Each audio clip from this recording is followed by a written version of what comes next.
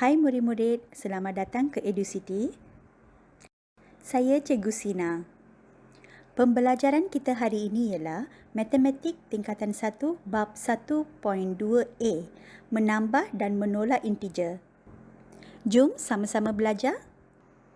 Untuk menambah dan menolak integer, murid-murid perlu mengambil tahu formula ini, iaitu apabila tanda yang sama bertemu satu sama lain, ia akan menjadi positif. Seperti positif dengan positif akan menjadi positif, negatif dengan negatif akan menjadi positif. Manakala tanda yang berlainan bertemu satu sama lain, ia akan menjadi negatif. Positif dengan negatif akan menjadi negatif, negatif dengan positif akan menjadi negatif.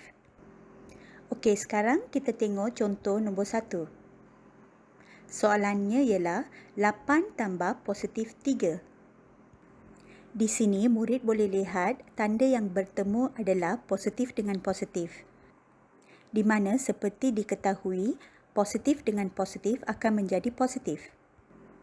Oleh itu, ia akan menjadi 8 tambah 3.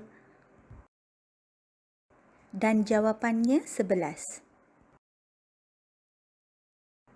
Mudah kan? Kita lihat contoh kedua pula.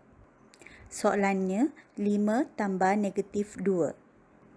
Di sini kita boleh lihat tanda yang bertemu adalah tanda yang berlainan, iaitu positif dan negatif. Seperti kita ketahui, tanda yang berlainan akan menjadi negatif. Oleh itu, ia akan jadi 5 tolak 2. Dan jawapannya 3. Sekarang mari kita lihat contoh ketiga. Soalannya pula negatif 1 tolak negatif 4. Pertama kita lihat di sini tanda yang sama yang bertemu. Oleh itu ia akan jadi positif. Sekarang ia akan jadi negatif 1 tambah 4. Dalam situasi begini, tahukah penyelesaiannya? Kalau murid-murid keliru, cikgu boleh bagi cadangan. Iaitu murid-murid boleh anggap negatif sebagai duit hutang, iaitu duit yang kita pinjam dari orang lain. Dan positif pula kita anggap sebagai duit simpanan, iaitu duit kita sendiri. Sekarang, sebagai contoh, kita lihat negatif 3 tambah 5. Di sini kita dapat lihat negatif 3, iaitu duit hutang RM3.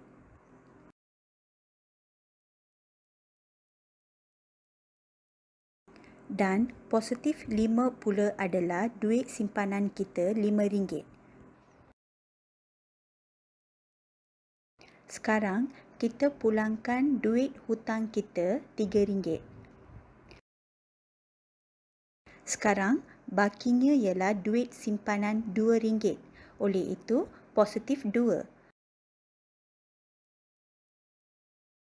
Jawapannya 2. Sekarang, kita lihat semula situasi tadi. Negatif 1 tambah 4. Di sini, murid-murid anggapkan negatif 1 ini sebagai hutang RM1. Dan positif 4 pula sebagai duit simpanan kita. Sekarang, lepas kita pulangkan duit hutang kita RM1 itu dari RM4, ia akan tinggal RM3. Oleh itu, jawapannya 3. Kita teruskan ke contoh yang keempat. Soalannya, negatif 3 tambah negatif 4. Pertama sekali, kita dapat lihat tanda yang bertemu adalah tanda yang berlainan. Oleh itu, ia akan menjadi negatif.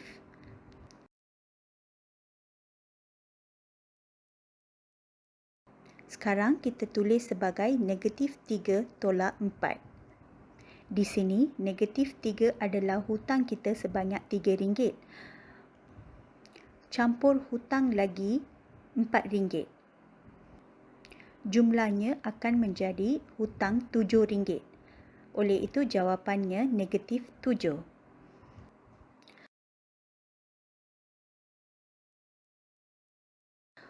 Untuk menguji kefahaman kamu, murid-murid cuba jawab soalan ini.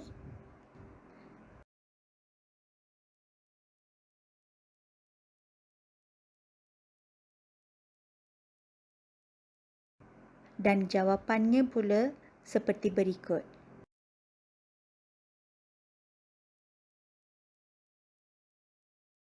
Jika murid-murid dapat jawapan yang betul, tahniah kepada kamu. Baik murid-murid, bagaimanakah pembelajaran kita hari ini menambah dan menolak integer? Saya berharap murid-murid mendapat faedah dari video ini.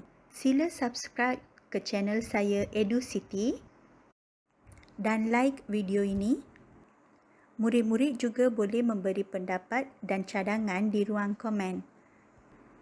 Terima kasih dan jumpa lagi.